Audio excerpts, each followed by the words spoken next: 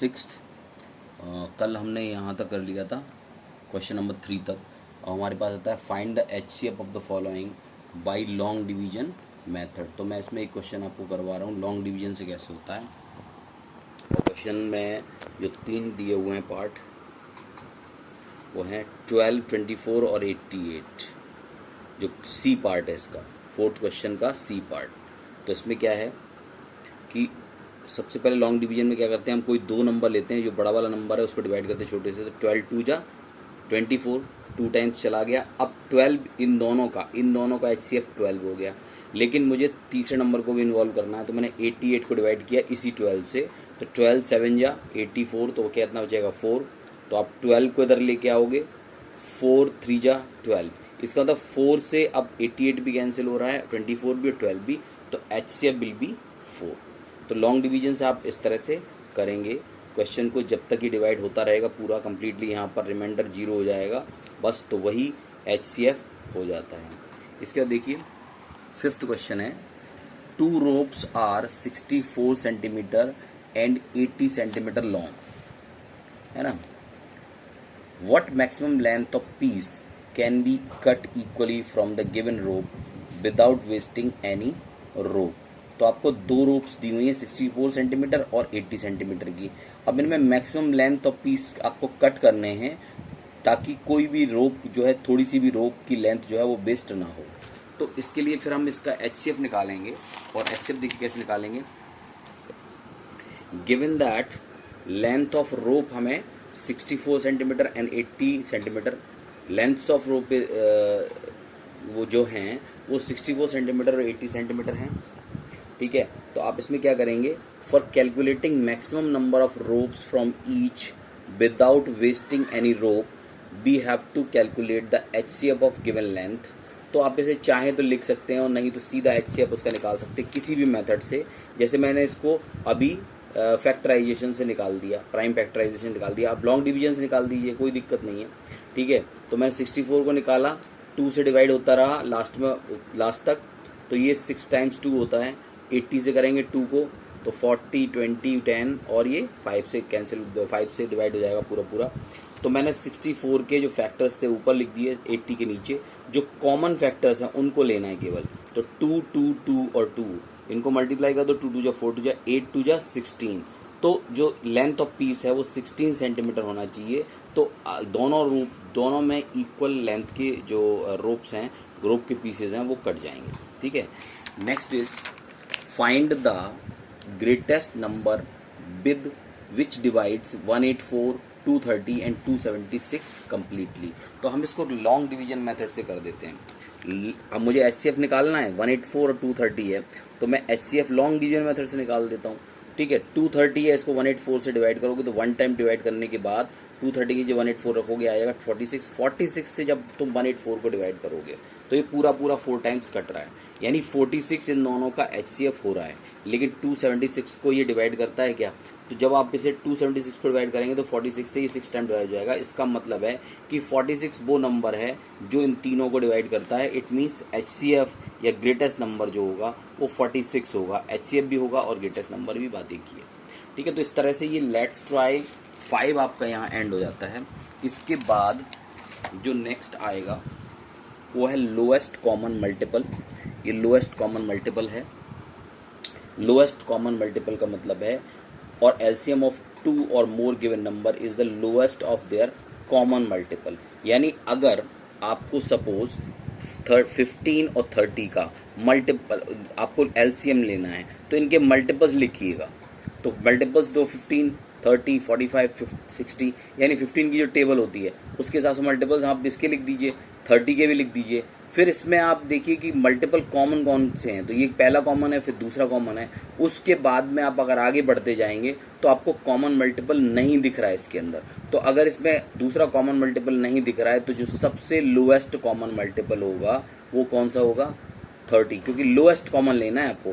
तो ये एक ऐसा नंबर है जो 15 और 30 दोनों डिवाइड हो जाते हैं और ये सबसे छोटा है, तो 30 will be the lowest common multiple. तो जो पहला मेथड है ना, जिसमें हम जो है इसके मल्टीपल्स लिख लेते हैं और उनको कॉमन मल्टीपल्स लिखने के बाद उसमें से कॉमन ले लेते हैं, ये हमारा पहला मेथड है अगर आपको LCM निकालना हो तो।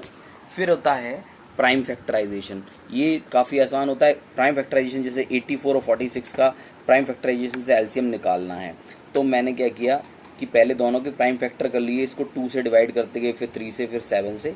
इसी तरह से ये प्राइम फैक्टराइजेशन आप करना जानते हैं, 2 से इस तरह से इसकी फैक्टर निकाल ली। दोनों के फैक्टर हम लिखते हैं यहाँ पर, 84 के फैक्टर्स लिखे हमने और 48 के फैक्टर्स लिखे। ठीक है, अब इसमें क्या किया, जो कॉमन फैक्टर थे वो हमने कॉमन लिख लिया ऐसे करके। अब देखिए, अब इसमें रखना क्या है, इसमें रखना ये है कि जो कॉमन फैक्टर है उसमें से एक पार्ट, जैसे 2 यहाँ से लेना है, 2 यहाँ से लेना है और 3 यहाँ से लेना है। हमने लिख दिया 2, 2 और 3। लेकिन अब उसके बाद जो अनकॉमन है उनको भी लेना होता है एलसीएम में, यानी ये 2 और ये 2 और ये 7 तीनों को लिया जाएगा। जो कॉमन आ गए उनमें से, जो पेयर बन गए उनमें से एक एक लेना है, लेकिन उसके बाद जिनके पेयर नहीं बने उनको भी एलसीएम में लेना होता है। तो मैंने 2, 2 और 7 को भी ले लिया। फिर इन सबको मल्टीप्लाई करने के बाद जो आंसर हो जाएगा 336, वही हमारा एलसीएम होगा। तो ये ध्यान रखना, एलसीएम और एचसीएफ में, एलसीएम में पहले जो कॉमन होते हैं उनमें से, उन जो कॉमन पेयर होते हैं उनमें से एक एक लेते हैं, और उसके बाद में जो कॉमन नहीं होते उनमें से उन सबको लेते हैं, और उन सबको आपस में मल्टीप्लाई करने के बाद you will get your LCM, है ना।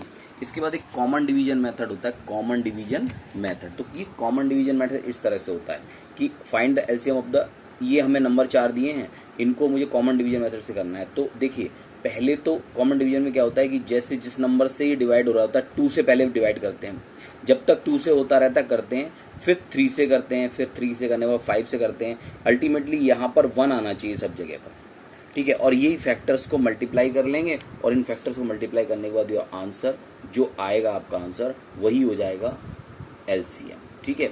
तो उसके बाद एक और चीज़ होती है इसके अंदर, वो मैं बता देता हूँ आपको, कि इनके बीच में एक रिलेशन होता है। वो रिलेशन समझ लें क्या होता है, कि इसको इस तरह से कहेंगे,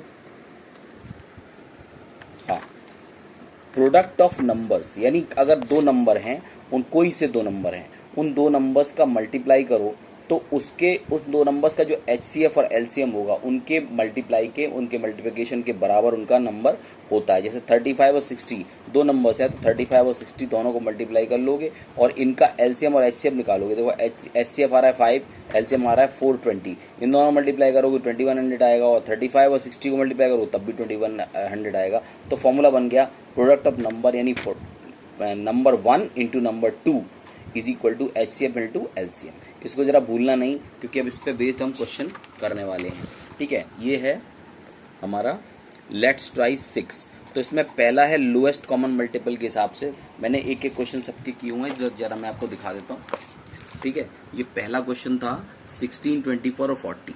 देखो, अगर मैं 16 के मल्टीपल निकालता हूँ, आपको क्या करना है कि कॉमन मल्टीपल निकालना है। तो 16 के आप कंटिन्यूटी में मल्टीपल करते जाएंगे तो 15th मल्टीपल आएगा 240, क्योंकि इसके अंदर तीनों में कॉमन लेने हैं। ऐसा मल्टीपल लेना है जो तीनों में कॉमन हो।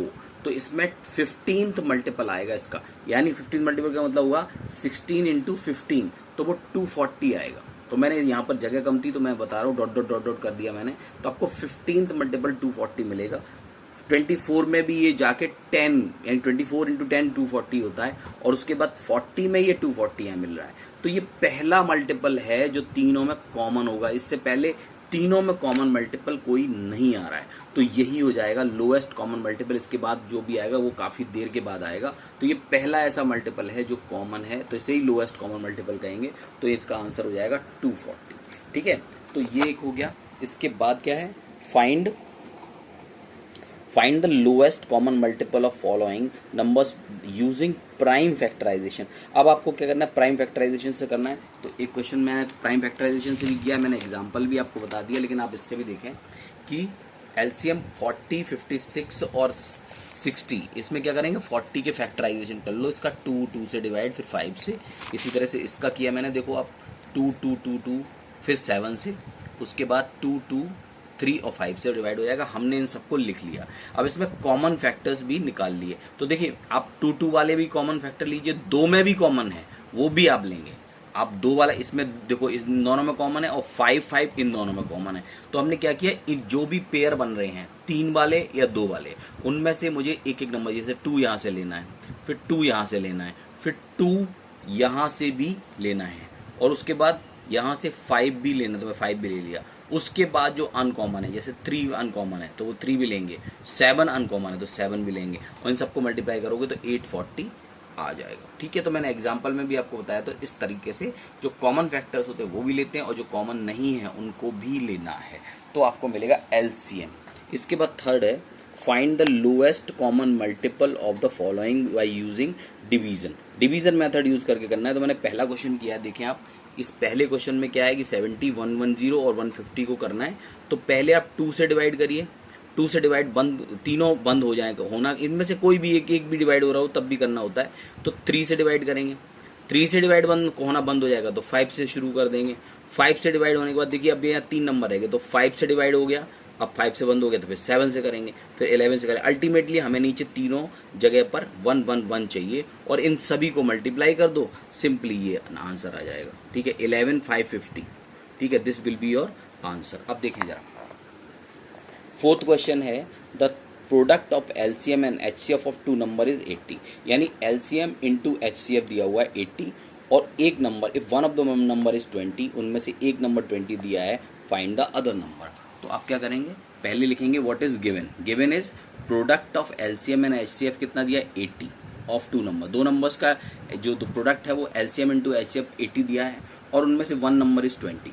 तो हम इसमें जो फॉर्मूला होगा वो क्या होगा, first number into second number is equal to LCM into HCF. तो पहला नंबर जो है वो this is given 20 into the number is given 20 into second number is equal to 80। तो second number will be 80 divide by 20 that is 4।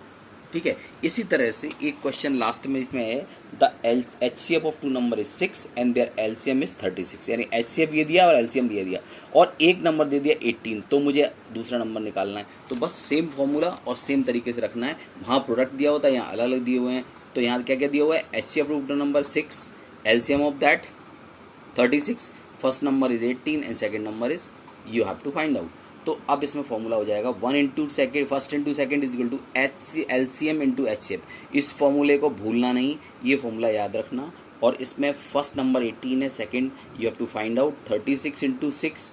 तो second is equal to, second number is equal to 36 into 6 divide by 18। 18 2 जा 36, 2 6 जा 12।